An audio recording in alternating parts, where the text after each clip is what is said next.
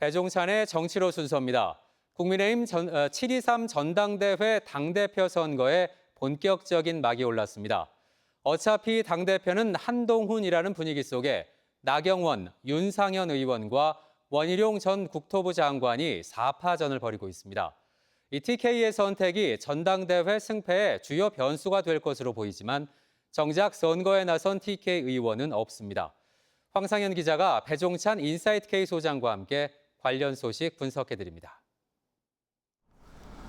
국민의힘 7.23 전당대회 막이 올랐습니다. 당대표 선거는 4파전으로 진행되는데요. 배 소장님, 초반 판세 어떻게 보십니까?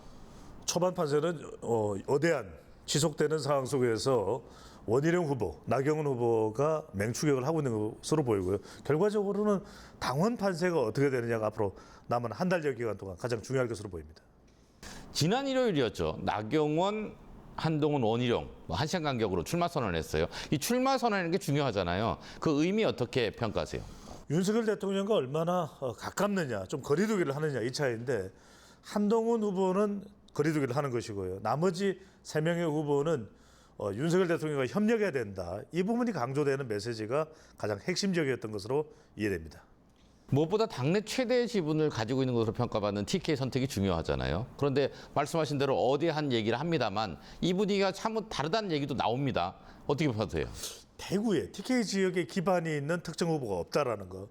그에 반해서 당원들의 영향력 숫자상으로는 TK가 가장 많다라는 것이거든요. 게다가 어느 후보 쪽으로 쏠려가게 될지는 물론 어차피 대표는 한동훈이라는 무게가 있긴 합니다만, 그리고 또 하나는 이제 홍준표 변수입니다. 홍준표 시장이 계속해서 후보들에 대한 발언을 하고 있기 때문에 이 부분도 영향을 주기 때문에 다른 지역과는 달리 나타날 가능성도 있을 것으로 보입니다.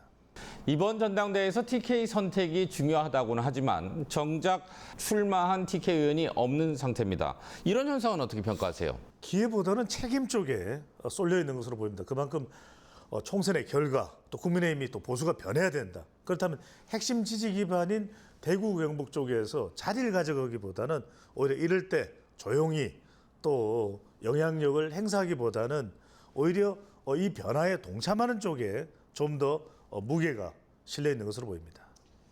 자, 국회 원구성 협상이 우여곡절 끝에 마무리가 됐습니다. 결국 국민의힘이 7개 상임위원장을 맡기로 했는데 앞으로 국회 상황 험난하겠죠? 그렇습니다. 집권 여당이기 때문에 계속해서 이 원구성을 마다할 수 없기 때문에 불가피하게 상임위원장을 받아들일 수밖에 없거든요. 하지만 그래도 지금 야당에서 강력하게 추진하고 있는 특검법, 또 김건희 여사 수사, 이걸 또 마냥 받아들일 수는 없습니다. 또 전당대회 결과도 앞으로 나올 것이고, 그렇다면 이재명 전 대표가 또 연임을 하게 될 경우에 또 대치 국면이 만들어지기 때문에 여전히 22대 국회의 전망은 상당히 대결, 또 전쟁 상황이 될 것으로 예상됩니다. 네, 오늘 여기까지 듣겠습니다. 고맙습니다.